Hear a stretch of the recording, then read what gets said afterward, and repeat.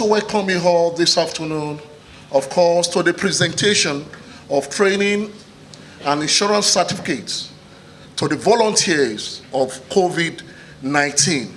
Of course, we know that is the topic, that is the issue that we have at hand presently, and is a global issue, and Lagos State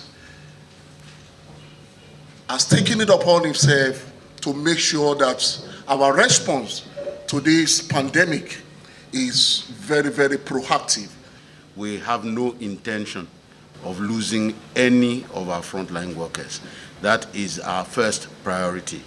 And even though we are providing insurance for you just in case, it is our fervent and very sincere hope that none of you will be needing it. And that is why we're also working to ensure that we provide as much protection for you as you go in the front line. So please, as you go forward to carry out your tasks, please use that training. That training is going to be what keeps you alive, is going to be what helps you keep the patients alive. Right? So on behalf of the Honorable Commissioner for Health and the entire team at the Ministry of Health, I thank you all for agreeing to be the frontline warriors for this battle against COVID. We want to appreciate this training. We are all aware that over 1,000 health workers have been trained on infection prevention and control.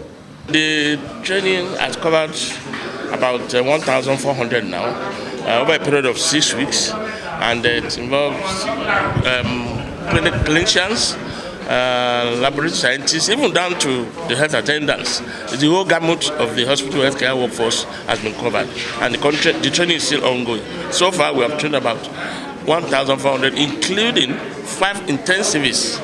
And those are the people who have to operate the ventilator when there is an issue. Aim is to ensure that you cannot send people to war without preparing them for the battle that they're going to fight. So we're training people with all the skills that they need to be able to respond to COVID properly.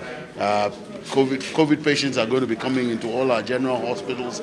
They're going to be coming into our isolation centers, and we need to ensure that the frontline health workers have the training they need to, one, protect themselves, and then provide the best possible services to the patients.